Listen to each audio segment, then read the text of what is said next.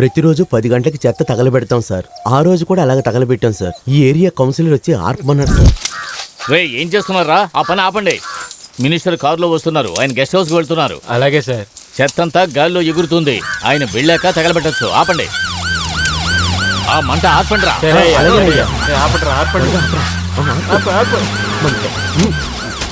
రే ఇప్పుడు తగలబెట్టండి.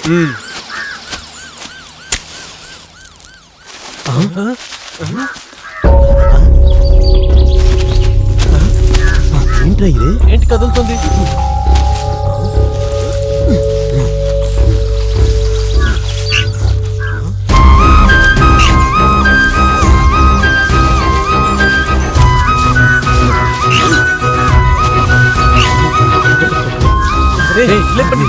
లేపండి జాగ్రత్తగా.